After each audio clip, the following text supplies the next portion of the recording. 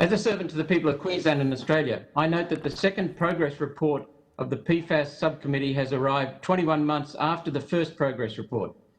The first thing I notice is that the name has changed. The first report was titled Management of PFAS Contamination. This second report is titled Remediation of PFAS Contamination. I welcome this change of focus. The time has passed for PFAS to be managed. We are not managing these PFAS contamination plumes. The plumes are out of control. After 60 years of PFAS, the number of contaminated sites is now over 900. Plumes at Oakey, Richmond, Williamtown, Katherine and Townsville are spreading across formerly productive farmland. Residents are having their homes destroyed, and poor medical outcomes for long-term residents are a fact we must own up to. Yet the government's response has been more spin than substance. The first report's recommendation 1 called for the creation of the Office of the Coordinator General to control the government's PFAS response. That office was never created, and it has now disappeared from the second report. In its place is the PFAS taskforce, which we are told is leading the government's efforts to coordinate a whole-of-government response to PFAS contamination.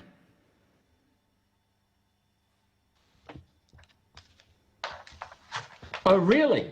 Is it? In a meeting with the Departments of Defence and Environment, I asked for the minutes of the 3 most recent meetings of the PFAS task force. I wanted to see what this sincere effort to create a whole-of-government response looked like. I was promised those minutes, yet they never arrived. I did a document discovery and the minutes never arrived. So let me repeat my request. Where are the minutes? The first report's second recommendation said, quote, the government should continue to upscale its investment on the containment of PFAS plumes leaving defence bases. That was perfectly clear. Has that been done? No. Defence had 4 mini remediation plants before the first report came out. It still has 4. All of those are on defence land. There has been no active remediation in the red zones around defence bases. As a result, these plumes are spreading and drawing more and more everyday Australians into this PFAS nightmare. The first report's third recommendation called on the government to, quote, to review its existing advice in relation to the human health effects of PFAS exposure, including to acknowledge the potential links to certain medical conditions. In one of my meetings with Defence on PFAS, I asked for the medical science they were relying on for their stated position that residents in red zones were not risking medical conditions, provided they did not drink bore water. The studies I received were small-scale studies, frequently offered by DuPont as proof that PFAS is harmless.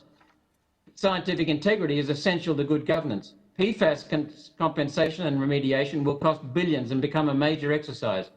The decision as to who we should compensate and relocate must be based on good science, robust science, not cover-up studies of 5 cows funded by DuPont.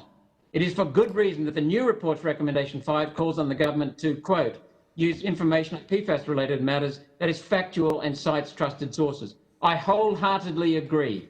The first report's 5th recommendation called on the Australian government to, quote, assist property owners and businesses in affected areas with compensation, including the possibility of buybacks.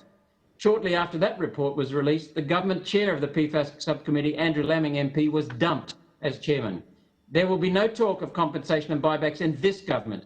So imagine my surprise when the second progress report arrives on Tuesday that says the same thing, quote, the committee recommends that the government prioritise assisting property owners and businesses through compensation for financial losses, including the possibility of buybacks. I'll say that again. The committee recommends that the government prioritise assisting property owners and businesses through compensation for financial losses, including the possibility of buybacks. Has this been progress, Madam Acting Deputy President? No. The government is fighting compensation through the courts.